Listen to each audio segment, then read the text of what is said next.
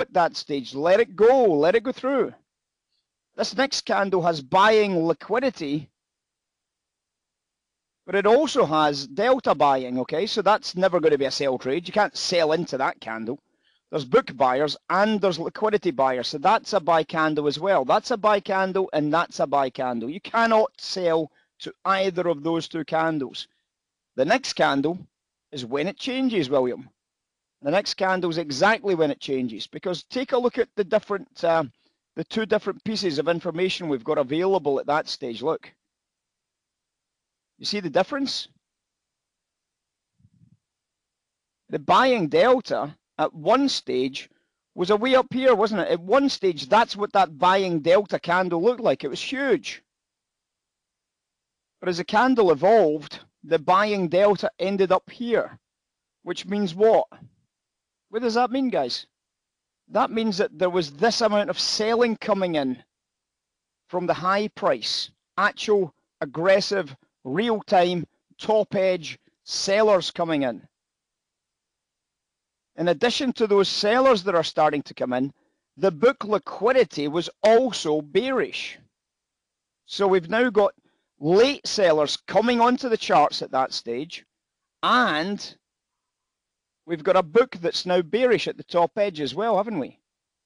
So what are we going to do with that candle? I'm going to start selling into that candle, agreed?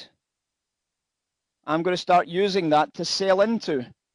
Now, obviously, on this chart, I was late because I was doing the trade on my own account first and then putting it into this so you guys could see what we were trying to do with the trade. But you can see what the trade story was at that point. And because of that, we were able to get a nice little bit of some trapped buyers at the top edge, some imbalanced sellers coming in behind the trapped buyers. And we've already discussed the idea of the sellers, late sellers coming in the book, the sell side liquidity coming in the book, and the top edge selling opportunity. And then sure enough, the price drops down beautifully and we make a 10 lot there was $1,200. Very nice. A 1 lot is still 120 bucks. That's a pretty good trade, right? So it's that process. But the only way you can do that process is if you're obviously looking at the liquidity, if you're looking at the book liquidity, if you're looking at the value, if you're looking at this as a previous level, of course, which you should have been. You're already aware that this was a previous level up here. You already know that that was a top edge stop run. You're aware of all of those elements. So why shouldn't we take a punt on it? Does anybody think that there isn't any value in that trade? Well, there's plenty of value in the trade. There's a short-term divergence in the carry trade. There's a lot of divergence in the euro. There's divergence in the miners. This is a top edge sell at that point. And we sold it at that point based on the liquidity order flow. We were able to get a nice quick trade. We were able to make some nice money. And that's why we are consistently banging in the big numbers on the, that's why we're consistently banging in the big numbers on the charts, isn't it? Now, we do a lot of these trades when we're talking about these things, guys. We're doing a lot of these trades on Ninja Trader as well. And, the interns are doing some stuff when I'm not on the desk and all that kind of stuff. Every day I can show you the same thing.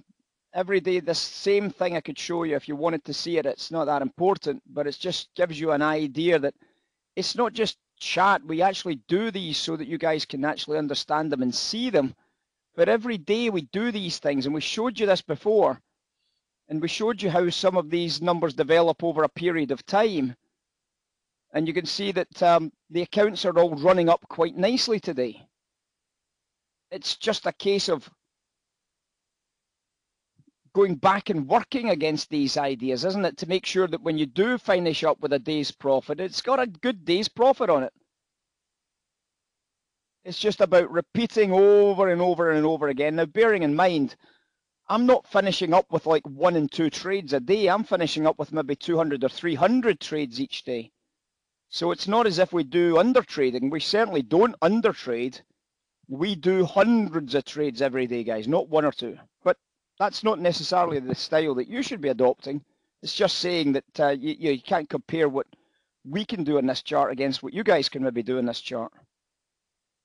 Because we're trading from like 6 o'clock in the morning through to, whenever, slightly longer time frame probably than most of the guys in the room.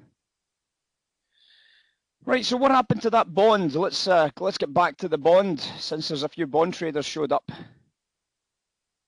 Well, we obviously lost the break-evens big style. We talked about the exit into the 24s. We actually topped out at the top edge here at 28s, 29s. Value wasn't improving. We started to see this big break south on the break-evens. That's the market that's moving. And when the market's moving like this, that's the leader, right? That's the market that's leading. So I don't decide to follow on this occasion. I probably could have taken a quick swing at some sell trade against that pin rejection here at 29s, but I decide not to. And unfortunately, hindsight's a wonderful thing because it does drop beautifully back down into this RGL here.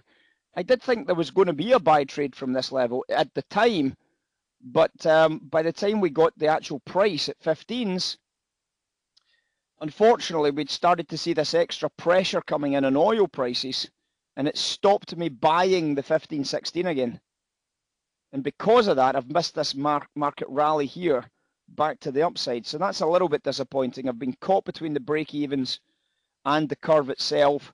And because of that, I've missed the opportunity to sell the top edge and buy the bottom edge. But do I care?